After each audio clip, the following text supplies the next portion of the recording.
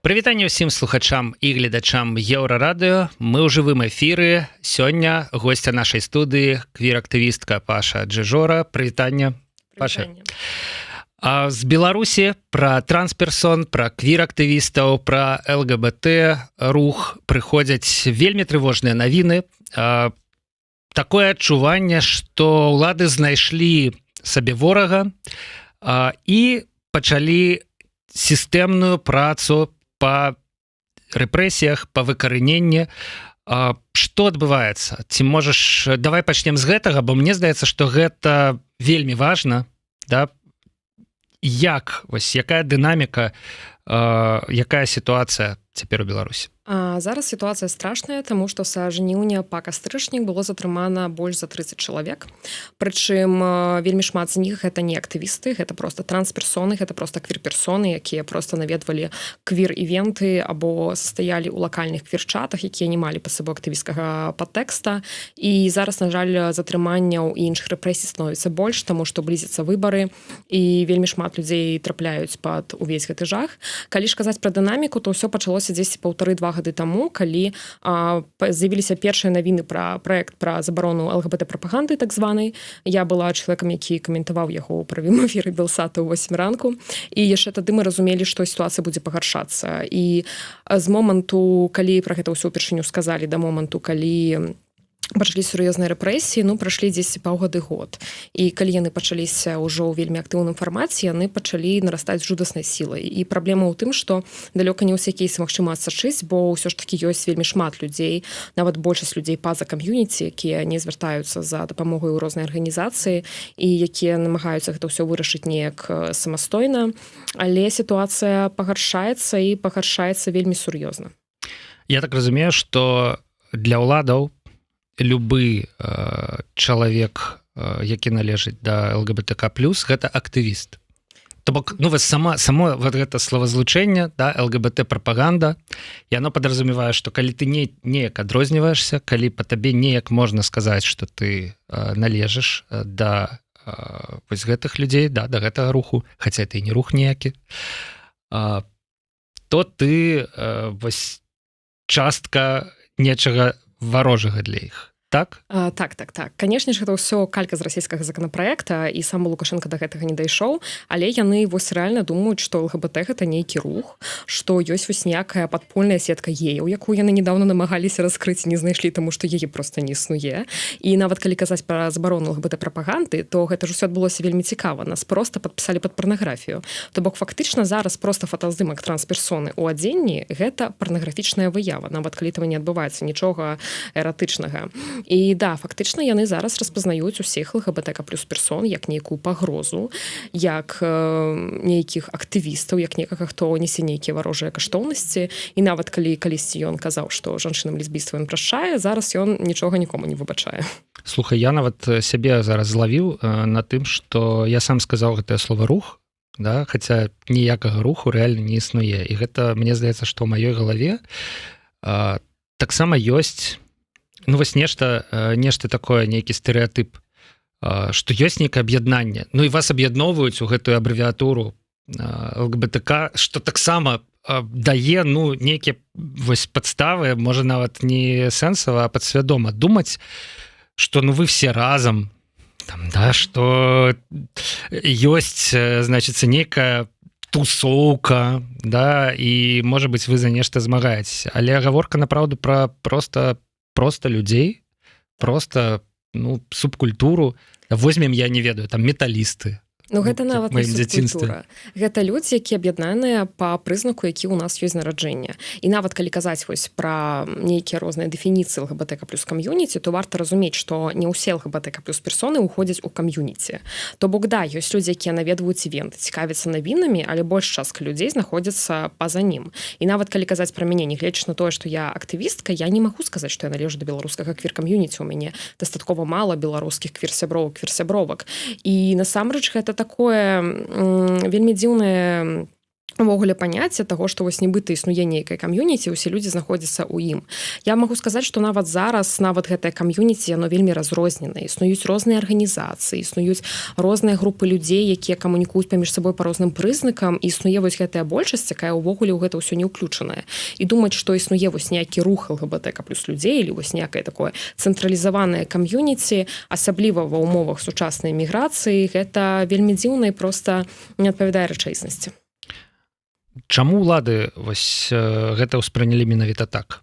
Як ты думаешь? Я думаю, што гэта ўсё расійскі ўплыў, і я думаю, што калі б не пачатак паўнамаштабнага ўтаргнення і нежаданне Лукашэнкі заслужыць яшчэ нейкую дадатковую любоў Пуціна, то гэтага б усяго не адбывалася. Ну я думаю, што яны проста жадаюць верыць у гэтыя стэрэатыпы, бо гэта для них камфортна. Ім камфортна думаць, што рэальна ёсць нейкі запад, рэальна ёсць нейкае гейскае лобі, рэальна існуе там нейкая падпольная сетка геяў, што вось мы там нібыта разам усе сабіраемся, нешта там абмяркоўваем, як расшатаць лодку дыскрэпы. І я просто думаю, што яны спрабуюць знайсці сабе нейкага ворага, супраць якога яны змогуць змагацца і таксама заслугоўваць нейкую яшчэ вось дадатковы апру ад грамадства, калі можна так сказаць. Ну і вось яны просто спрабуюць заслужыць хоць нейкую лаяльнасць, хоць лаяльнасць беларускіх гамафобаў, напрыклад. То бок ім жа гульня на стэрэатыпах, правильно? Да. Яны чамусьці вырашылі, што беларусам спадабаецца. Ці давай лепш паговорым пра Расію, калі гэта ўсё ж такі ўсё пачалося з Расіі і так рэхам, да, ну, урэчышы тэндэнцыі, якія ёсць, дакатваецца да Беларусі, яны вырашылі, што грамадства спадабаецца, калі яны будуць неяк варожа паводзіцца супраць геяў, супраць трансперсон, супраць квір-персон. Яны гэта робяць, і грамадству, ў прынцыпе, можа быць і падабаецца, як бы то бок іх разлік ён апраўдваецца, і гэтыя стэрэатыпы яны яшчэ моцныя. Ну, насамрэч, гамафобы гэта заўжды меншасць, і яны не атрымліваюць нейкі апрот больш часткі грамадства, таму што актыўных гамафобаў дзесьці 10-20%, таму што большай часткі людзей прыкладна як прыхільнікаў Лукашэнкі ў грамадстве, мне здаецца. Да, проста большай часткі людзей ім абсалютна абыякава. То бок калі паглядзець на любыя рэалістычныя статыстыкі, то мы зразумеем, што гамафобаў звычайна вось трошкі менш або трошкі больш, чым адкрытых ЛГБТК+ персон. Таму што ўсё ж такі ўзяць сярэднестатыстычнага беларуса, яму ўсё роўна. Яго цікавіць эканоміка, сацыяльныя праблемы, віза, бізнес, кватэра. Яго не цікавяць беларускія ЛГБТК+ персоны. І таму яны спрабуюць неяк вось ператашыць на свой бок вось гэтую меншасць і сказаць, што вось нібыта вось апазіцыя за ЛГБТ, а вось мы тут захаваем вось гэта ўсё. Ну вось гэта тое пытанне, якое я не змог задаць, да, ці працуе гэта, але дзякуй, ужо ёсць адказ, у прынцыпе працуе на тых людзей, якія, як мне здаецца, вось парадаксальна, якраз такі ўяўляюць сабе нейкі рух, нейкую арганізацыю, да, таму што гамафобы якраз такі аб'ядноўваюцца пэўныя ідэалогіі, робяць гамафобію адной са сваіх, ну, скажем, ключавых каштоўнасцяў, такіх фундаментальных пазіцый, але ў тым, што ёсць нейкі рух, які нейкія дзеянні там праводзяць, які мае нейкі ўплыў, якраз такі прапаганда абвінавачвае ЛГБТ кам'юніці. Да, і гэта вельмі смешна, таму што нават калі ўзяць актывісцкую супольнасць, сапраўды існуе шмат арганізацый, але яны ўсе вельмі разрозненыя. То бок, да, існуе нетворкінг, існуе нейкі канект, але арганізацый шмат, і мы не працуем цэнтралізавана. То бок, і ў мяне, і ў іншых актывістаў было жаданне неяк вось аб'яднацца, але доўгі час гэта не атрымлівалася рэалізаваць, і нават зараз, калі я планую гэта зрабіць, дзякуючы арганізацыі ЛГБТ Хаус, якую мы стварылі разам з Алісай Серманты, дзе я зараз з'яўляюсь дырэктарам, мы ўсё роўна зразумеем, што адна з найбольш сур'ёзных каштоўнасцей для ЛГБТК+ персон, увогуле для левага руху, гэта такая дэцэнтралізацыя, незалежнасць, такая гарызантальная структура, то бок нейкага ЛГБТК+ руха яго проста не будзе, таму што гэта ў пэўным сэнсе супраць нашых каштоўнасцяў. Сябры, мы ў жывым эфіры, у гэтай трансляцыі ёсць чат, вы можете пісаць у чат свае пытанні, таксама можете ставіць лайки, дызлайки, все гэта станоўча ўплывае на алгарытму Ютуба, нават дызлайки, таму калі ласка, не стрымлівайце сабе, гледачоў у гэтага стрыма такім чынам будзе больш, чым больш гледачоў, тым лепш. Ну вось у каментарах ужо цяпер кажуць пра нейкую эру, якая скончылася, і гэта, мне здаецца, роўнае адлюстраванне тых стэрэатыпаў, пра якія мы кажам, пра якія кажа квір-актывістка Паша Джэжора. Да не было ніякай эры. Мы былі заўжды. Калі то бок вот людзі ўяўляюць сабе, што ёй была нейкая эра, да, вось ЛГБТ, нейкі таемны ўплыў, да, ну, я чытаю за словам эра, і вось цяпер скончаная эра, да? А калі ніякай эры не было, неяк сумна жыць вам будзе, шаноўныя гамафобы, да, нейкага новага ворага давядзецца шукаць, і наўрад ці ён знойдзецца, ці будзе настолькі ж, я не ведаю, яркім, таму што мне здаецца, што менавіта ў яркасці квір-персон ёсць прычына, таму што, ну, канешне, вашу знешнасць таксама тут крыху ўжо заўважылі і пачалі паласкаць. Да. Насамрэч, я вельмі дуже люблю хейт, тому што хейт прасоўвае нашы ідэі часта куды лепшым любая падтрымка. Ніхто ніколі не рэпосціў мае публікацыі, нашыя публікацыі. Ніхто іх так яра не каментаваў, як гэта робяць гамафобы. Насамрэч, я нават радуюсь, калі беларускія правыя пачынаюць актыўна рэпосціць нейкія мае публікацыі, таму што гэта ўсё адразу падымаецца наверх, і куды больш людзей можа гэта пабачыць. Нават калі браць варшаўскі прайд, дзе я арганізоўвала беларускую групу, з дэмакратычных СМІ пра яго напісала толькі Еўрарадыё. У той час, як сярод дзяржаўных, пра яго напісаў Грыша Заронак да жоўтыя слівы. То бок, нават тут сітуацыя 1:2. І гэта вельмі цікава. Ну, я б не стаў радавацца, канешне, увагі Заронка і жоўтых сліваў, але для мяне вельмі дзіўна, таму што толькі Еўрарадыё напісала, можа быць, все ж таки гэта не так. Я думаю, што, можа быць, все ж таки іншыя пісалі, таму што... Мы шукалі. Да? Мы шукалі, і, на жаль, існуе такі міф, што вось нібыта, калі падтрымліваць ЛГБТК плюс персон, то адвярнецца нейкая большасць аўдыторыі больш кансерватыўных каштоўнасцяў. То бок, нават калі мы запрашалі офіс нас падтрымаць іншыя арганізацыі, то часта вось нейкія людзі, ну, звычайна не актывісты, але часам і актывісты казалі, што вось навошта вы нас у гэта ўсё спрабуеце впутаць, у нас жа там вось людзі ад нас адвярнуцца, і ўвогуле ўсе вашыя праблемы, іх магчыма вырашыць пасля. Вось спачатку нібыта рэвалюцыя, пасля эканоміка, пасля сацыялка, і вось пасля гэтай ЛГБТ. Але праблема ў тым, што пытанне правоў чалавека нельга адкладваць на потым. Яго трэба вырашаць зараз, таму што калі мы будзем адкладваць вырашэнне праблемаў на час пасля рэвалюцыі, то рэвалюцыя проста захлебнецца ў гэтых праблемах. Ну, я б сказаў, што у нас няма ніякай такой фіксацыі, суперматывацыі пісаць пра ЛГБТК. Мы проста пішам і там запрашаем прадстаўнікоў у студыю, таму што яны ёсць. І як бы наша аўдыторыя даволі кансерватыўная, я б сказаў, яна даволі часта не тое, каб вельмі талерантна рэагуе на такія рэчы, але калі мы проста заплюшчым вочы, частка рэчаіснасці вакол нас, яна нікуды не дзенецца.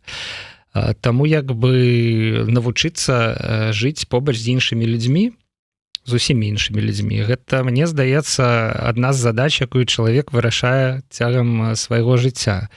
Зразумець і прыняць, што людзі ёсць розныя, ёсць людзі з пірсінгам, ёсць без, ёсць з татуіроўкамі, ёсць без. Там і ўсе гэтыя людзі нармальныя.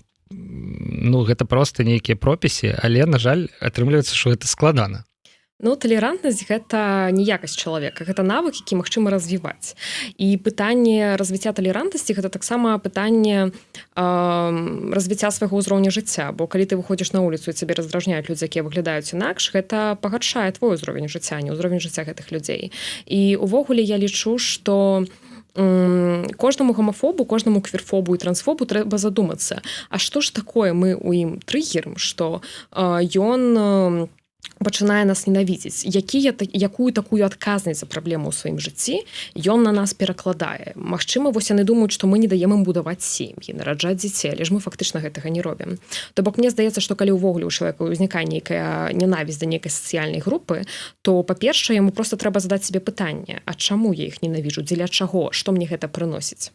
Ну, вось ёсць, у прынцыпе, у каментарах канкрэтныя прэтэнзіі, напрыклад, такая, што апошнім часам белы мужчына стаў самай нізкай нейкай адзінкай, напрыклад, у плане будаўніцтва кар'еры. Вось калі ты гей, цябе прасунуць па службе. Вось калі ты трапляеш там у жаночую квоту, цябе прасунуць па службе, а белых дыскрымінуюць, што б ты адказала на гэта? Я б адказала, што гэта проста неправда, таму што квоты яны дапамагаюць ураўняць гэтую лічбу. Яны не даюць нейкіх прывілегій.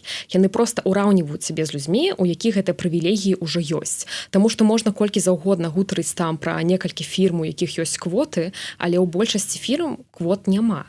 І сярэдняму беламу цысгендернаму гетерасексуальнаму цысгендернаму мужчыне насамрэч у сучасных абставінах куды прасцей знайсці працу, чым нават проста жанчыне з пірсінгам, нават калі яна гетерасексуальная, цысгендерная і белая.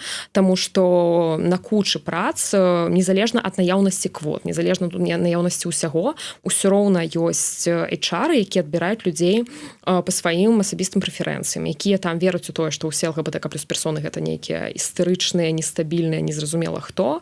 І любая квота ўсё роўна гэта проста гісторыя пра тое, што чалавеку даюць нешта, што ў яго адняла ўся гэтая дыскрымінацыя, увесь гэты стрэс і ўсе гэта іншыя праблемы, якія ён спаткаў на сваім шляху. Гэта не гісторыя пра прывілегіі, гэта гісторыя проста пра ўраўніванне людзей. Ці магу запытацца пра тваю ўласную гісторыю? Калі гэта не сакрэт, вось твой шлях і як гэта было ў Беларусі? Я пачала асазнаваць тое, што я квір-асоба і што я пансексуальная асоба яшчэ ў раннім дзяцінстве, таму што банальна, калі мы гралі ў дошкі-мацеры, я заўжды займала ролю нейкай там цёці або кагосьці яшчэ, таму што ўжо тады я не ўяўляла сябе ў нейкай гетерасексуальнай сям'і. І з дзяцінства, калі я думала пра будучыню, вось на мяне заўжды вельмі злаваліся бацькі, што я заўжды казала, што вось у мяне будзе сяброўка, і мы з ёй будзем жыць у адным доме, і ўсё. І калі мне было прыкладна гадоў 11, у мяне ўсё яшчэ тады, мне здаецца, не вельмі быў інтэрнэт, то бок у мяне быў нейкі планшет, але я там актыўна не сидзела. Я проста пачала асэнсоўваць, што я рэальна адразняюся сваіх сверстнікаў, я рэальна адразняюся сваіх сверстніц, і проста я памятаю, як у пэўны момант, шчыра не памятаю як, я знайшла інфармацыю пра ЛГБТК+ персон. І я зразумела, што гэта пра мяне. Гэта не было вось асэнсаванне таго, што вось я нешта прачытала і падумала, хачу быць такой. Гэта было тое ж вось асэнсаванне, якое было б у чалавека з розным колерам вачэй, калі б ён бы знайшоў слова гетерахрамія, якое пазначае гэта. То бок я проста гэта прачытала і падумала, опа, гэта пра мяне. І пасля я пачала цікавіцца гэтай тэмай, цікавіцца ўвогуле тым, хто такі ЛГБТК+ персоны, колькі нас, што мы, хто мы, і тады ж адразу я задумалася о тым, што хутчэй за ўсё аднойчы я палітычна эмігрую. Канешне ж, я ўяўляла гэта не так, як гэта адбылося, але тым не менш гэтыя думкі з'явіліся ўжо тады, таму што я не з Менска, я з Бярозы, гэта горад з насельніцтвам 30 000, і я сутыкалась з грамаднай колькасцю гвалта, траўлі, гэтага ўсяго, і тады я не ведала, як сябе абараніць, таму што гэтай інфармацыі мяне проста не было, і я, як шмат беларускіх квір-персон, на жаль, тады ведала пра расійскія арганізацыі, якія дапамагаюць квірам больш, чым пра беларускія. Але пасля я проста пачала развівацца ў гэтай сферы. Калі мне спомнілася 15, я пачала займацца палітактывізмам. Тады я зразумела, што мне трэба перастаць падтрымліваць усё расейскае, перастаць гутарыць па-расейску, перастаць гэтым цікавіцца і звярнуцца да ўсяго беларускага. І тады ж я прыкладна пачала займацца беларускім квір-актывізмам, таму што ў мяне было жаданне абараніць кожную і кожных, хто апыняецца ў той сітуацыі, у якой апынулась калісьці я ў Бярозе, калі я асазнала, хто я не магла адтуль з'ехаць і не магла нічога зрабіць.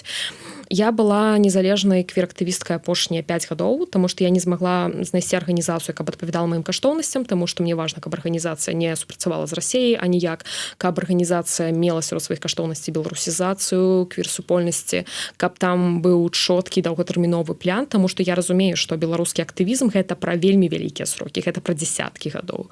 І вось літаральна нядаўна я пазнаёмілася бліжэй з Алісай Сармант. Гэта заснавальніца арганізацыі ТГ Хаус, якая робіць проста каласальную працу па дапамозе па эвакуацыі трансперсон, якія зараз падвяргаюцца найбольш сур'ёзным рэпрэсіям. І вось разам з ёй мы стварылі арганізацыю ЛГБТ Хаус, якая зараз пераважна займаецца не публічнай працай, але хутка стане публічнай, і мы гатовыя дапамагаць усім беларускім квір-персонам і працаваць з інтэрнацыянальнай супольнасцю для таго, каб палепшыць сітуацыю ў нашай краіне і для таго, каб зрабіць так, каб негатыўныя наступствы ад прыняцця нейкага законапраекта о забароне ЛГБТК+ персон фінальнага для рэжыма былі горшыя, куды больш, чым любыя пазітыўныя. І мы гатовы над гэтым працаваць вельмі шмат і вельмі доўга. Я памятаю, недзе 10 гадоў таму я быў рэдактарам у часопісе «Таймер», і мы выпускалі вялікі артыкул пра трансперсон, пра то, як зрабіць у Беларусі транспераход. І як там у нас былі суразмоўцы, якія сабралі ўсе гэтыя даведкі, прайшлі камісіі там і гэтак далей. І як на кожным этапе чалавеку давалі паняць, чалавек адчуваў, што ён робіць нешта неслушнае, нешта не тое. Да? Вось все, як бы не тое, што спрабавалі пераконваць, але вот это было пабудавана так на эмацыйным узроўні, да? На тым, якія працэдуры трэба праходзіць, што ты адчуваў, што ты робіш нешта не тое, што трэба. Як, вось 10 гадоў, у прынцыпе, прайшло, гэта ўжо тады было так, але можна было ўсё ж такі, былі гэтыя людзі, якія дамагаліся аперацыі, праходзілі транспераход і гэтак далей. Як сёння з гэтым у Беларусі? Зараз такія людзі ўсё яшчэ ёсць. У Беларусі жыве большая частка беларускіх трансперсон, відавочна, і людзі п'юць гармоны, прывозяць гармоны, людзі спрабуюць падавацца ў камісію па пераходу, але зараз нават параўнанні з 2020 годам усё куды горш, большая частка гэта адмовы. На трансперсон пачынаецца прэсінг, і праблема трансперсон заключаецца ў тым, што калі гэта персона рабіла транспераход або мяняла дакументы, у дзяржавы ёсць яе дадзеныя. То бок калі, груба кажучы, яе ў лесбіек квіроў немагчыма пералічыць, то ў выпадку з трансперсонамі, калі персона пачынала працэдуру перахода, то у Міністэрства здароўя, у іншых арганізацый дзяржаўных у них ўжо ёсць гэта інфармацыя, і гэта робіць гэтых людзей вельмі уязвімымі перад пераследам. Таму зараз ёсць людзі, якія з'язджаюць, якія абіраюць прайсці пераход у іншай краіне, але не ўсіх ёсць такое жаданне, не ўсіх ёсць такія магчымасці, ёсць людзі, якія ждаюць прынцыпова застацца ў Беларусі, для якіх гэта важна, і яны рэалізуюць гэтую працэдуру там. Бо да, гэта складана, але куды складаней жыць у целе, якое для цябе чужое, і куды больш складана адчуваць гэтую дысфарыю кожны дзень, чым прайсці вось праз гэтыя складанасці. Ты кажаш, прывозіць гармоны, гэта значыць, што у Беларусі патрэбных гармонаў няма. У Беларусі ёсць праблема з тым, каб іх набыць, і часта ёсць праблема з тым, каб знайсці нейкія неабходныя прэпараты, бо ўсё ж такі санкцыі датыкнуліся і сферы медыцыны, і сферы фармацэўтыкі. Таму людзі прывозяць з іншых краін і знаходзяць вось неабходныя прэпараты, дзеляцца адзін з адным, калі нехта ўжо дапіў нейкі курсы, можа з кімсьці падзяліцца. Гэта складана, але людзі знаходзяць шляхі, каб гэта зрабіць, таму што для них гэта вельмі важна. Гэта, канешне, яшчэ дадаткова, да? То бок на ўсе праблемы накладаецца эканамічная сітуацыя, накладаецца тое, што нейкіх лекаў проста да Беларусі не давозяць. Прычым я так разумею, што часта не давозяць таму, што не лічаць, што яны ўвогуле там патрэбныя быць, там каму-небудзь патрэбныя, да? Не толькі таму, што гэта забаронена. Таксама таму, што часта іх проста могуць не прадаць, то бок гарманальная тэрапія гэта не толькі пра самі гармоны, гэта яшчэ і пра кучу дадатковых прэпаратаў, гэта пра кучу дадатковых вітамінаў, таму што гэта складаны працэс. І часта вось, да, прыходзіцца замаўляць з іншых краін, таму што па розным прычынам у Беларусі гэтага няма магчымасці набыць або няма магчымасці набыць за адэкватныя грошы. То бок у выпадку кожнага прэпарата гэта часта бываюць свае канкрэтныя праблемы. Давай яшчэ крыху паговорым пра Беларусь. Вось гэты міф пра тое, што ёсць нейкае гей-лоббі. Як ты думаеш, адкуль ён узяўся? Ці проста з таго, што, напрыклад, я магу габрэяў прыгадаць, да? То бок іх таксама абвінавачвалі вельмі па падобнай схеме, мне здаецца, і ў стварэнні там ценевога сусветнага ўраду, і ў нейкім уплыве на канкрэтныя там ўраду і працэсы ў канкрэтных краінах, там адбываліся пагромы і гэтак далей.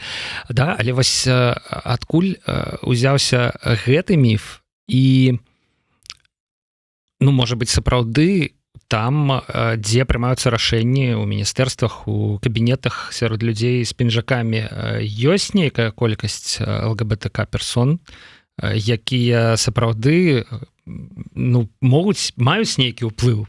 ЛГБТК плюс персоны ёсць паўсюль. так же як паўсюль гетерасексуальныя людзі, але ж чамусьці ніхто не кажа пра гетэралобі.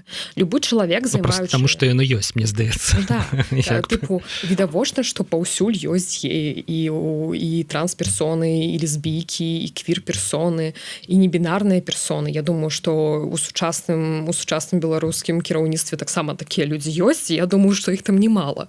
Вось. І проста, любы чалавек, займаючы нейкую пасаду, ўсё роўна так ці інакш прасоўвае нейкія свае каштоўнасці. Нехта хрысціянскія, нехта нейкія эканамічныя, вось у яго там ёсць нейкая пазіцыя, нехта нейкія яшчэ, гэта абсалютна нармальна, гэта палітыка.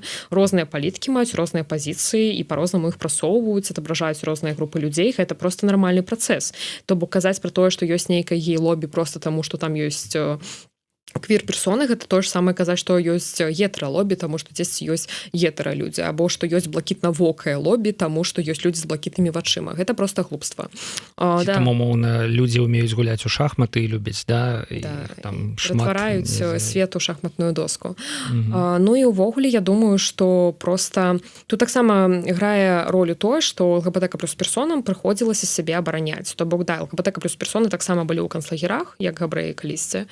І ЛГБТК плюс персон заўжды прыціснялі. І калі ЛГБТК плюс персоны пачалі ціснуць у адказ і адстойваць свае правы, ім было куды больш выгадна падумаць не пра тое, што яны рэальна нас прыгнятаюць, і гэта мы абараняем сябе, а падумаць пра тое, што гэта нейкая змова, што гэта там нехта, нейкія ілюмінаты, масоны, нехта яшчэ нешта прасоўвае. Таму што яны ж, як гамафобы, як гамафобныя палітыкі, шчыра жадаюць верыць у тое, што яны правы, што яны нас не дыскрымінуюць, што мы там нешта прасоўваем, кагосьці саврашчаем, жадаем там усынавіць усіх іх дзяцей і вырасціць з них дзяўчынак.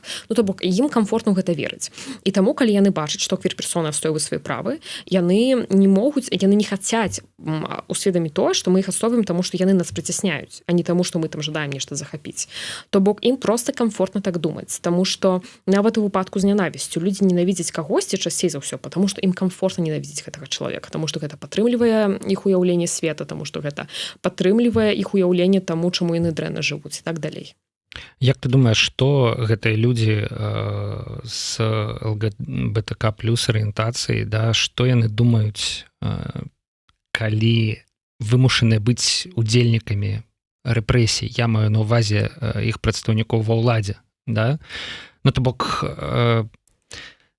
ты там у суседнім кабінеце з чалавекам, які всур'ёз можа там пайсці і даказваць нешта пра гей-прапаганду, да, там пра child-free, там і гэтак далей, і гэтак далей. Ты як бы не можаш нічога зрабіць, хаця вось ты, у прынцыпе, на такім узроўні.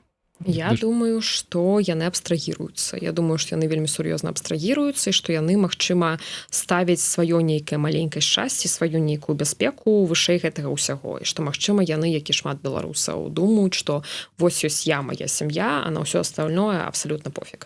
І я думаю, што шмат з них проста стараюцца вось максімальна абстрагіравацца ад гэтага факта і падумаць, што вось гэта там мой спосаб выжыць, напрыклад. Я думаю, што кожны гэта высвятляе для сябе па-свойму. Магчыма, некаторыя з них думаюць, што тыпу, я ж там не ей, калі там у мяне ёсць жонка, дзеці, але пры гэтым усім я з плюс мужчынамі. Але пры гэтым усім, яны могуць быць бісексуаламі. То бок я думаю, што проста там ужо ўключаецца нейкі зашытны механізм, яны проста спрабуюць ад гэтага неяк дыстанцыравацца і падумаць, што вось гэта мой спосаб выжыць, я маю на яго права. Мне здаецца, што гэта нейкі такі асобны ўзровень трагедыі агульнай, да, якая адбываецца ў грамадстве. То бок, адна справа, гэта тое, з чаго мы пачалі, простыя абсалютна людзі, якія не займаюцца палітыкай, не займаюцца актывізмам і тым не менш робяцца ахвярамі рэпрэсій. А іншая справа, гэта калі ты вось задзейнічаны ў гэтым, да, і ты не можаш, направду, то, конечно, ты можаш нешта сказаць, але ты разумееш, што это будзе апошняе, што ты там скажаш на сваёй пасадзе і гэтак далей. І ты вымушаны маўчаць, абстрагіравацца праз, уласна кажучы, бяспеку. Вось нам прыйшоў данат, гэта, канешне, абсалютна чуткі, але ён вось у чаце абазначаны блакітным пра тое, што Гігін — это прадстаўнік ЛГБТ.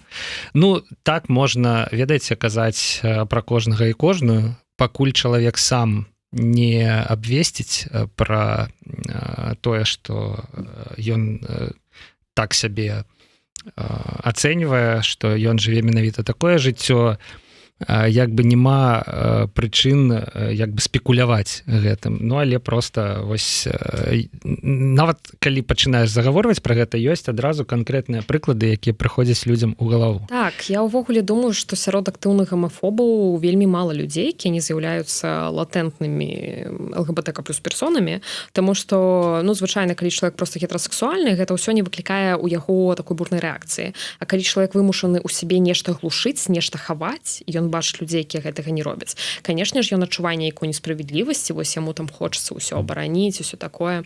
І я просто думаю, што шмат вось ну сярод гамафобных палітыкаў ёсць рэальна шмат людзей, якія просто вельмі дужа не змаглі прыняць сваю арыентацыю, якія праз гэтыя знешнія змаганні спрабуюць неяк заглушыць гэта ў сябе. Але гэта не атрымаецца, таму што ўсё ж такі сваю прыроду яе немагчыма просто ўзяць кудысьці падзець.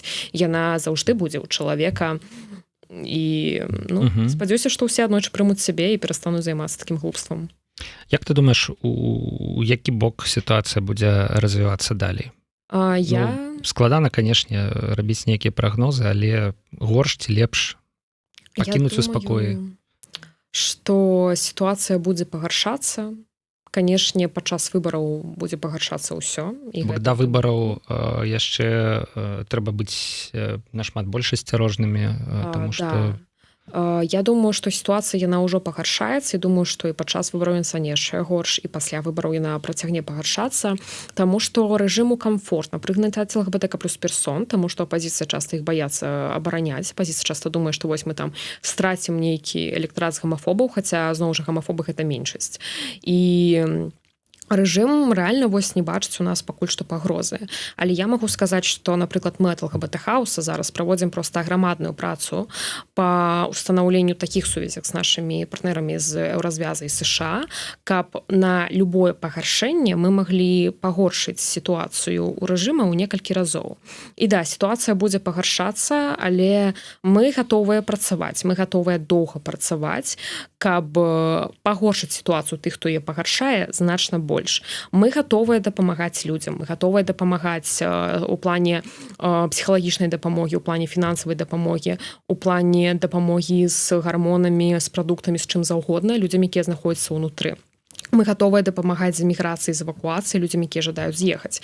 І да, сітуацыя будзе пагаршацца, але мы будзем станавіцца дужэй. Мы як актывісты, як супольнасць, мы будзем узмацняцца. І мы гатовыя з гэтым змагацца. Мы гатовыя з гэтым змагацца доўга, мы гатовыя ціснуць у адказ.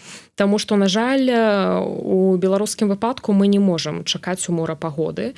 Мы не можам чакаць, пакуль усё стане добра. І да, сітуацыя будзе пагаршацца, але ўсё ж такі цяжкія часы робяць дужых людзей. Я веру, што калі беларуская квір-супольнасць прайдзе праз гэта ўсё, мы станем значна дужэйшымі і мы зможам пабудаваць тую краіну, дзе нам усім будзе камфортна. Што нас не забівае, тое робіць нас дужэйшымі. Галоўнае, канешне, не зламацца. Галоўнае разумець, што заўжды у нашых праблемах мы не адны. Вельмі часта ёсць шмат людзей, якія рухаюцца ў тым жа самым напрамку, якія змагаюцца за тое самае, за што лічым неабходным змагацца мы. І вельмі часта, мне здаецца, ёсць рэчы, якія з'яўляюцца неаспрэчна правільнымі. Напрыклад, талерантнасць, да, яна рэальна з'яўляецца неаспрэчна правільнай рэччу, як бы можна пра розныя рэчы спрачацца, але права людзей быць такімі, як яны хочуць быць, і абавязак іншых людзей іх такімі прымаць спакойна, мне здаецца, гэта нешта базавае, за што мусіць змагацца кожны адэкватны чалавек, калі ў грамадстве навязаны, прыняты нейкі іншы падыход. З такой высновай я сыходжу з нашай размовай. Дзякуй вялікі. Дзякуй за запрашэнне. Квір-актывістка Паша Джэжора была сёння ў студыі Еўрарадыё. Думаю, што мы працягнем, канешне ж, асвятляць тэму, вельмі важную тэму ЛГБТК+ людзей, персон у Беларусі. Яна важная не таму, што гэта нейкія асаблівыя людзі, а таму, што беларускія ўлады следам за расійскімі, робяць гэтых людзей асаблівымі, нейкімі персанальнымі ворагамі і накіроўваюць супраць іх персанальныя рэпрэсіі. Ну а вам жадаю удачы у падтрымцы тых, хто ўсё ж такі не з'язджае, тых, хто ўсё ж такі выбірае жыць у Беларусі і пры гэтым не хавае, разумее і прызнае сваю ідэнтычнасць. Дзякуй. Да пабачэння, сябра. Пабачэння.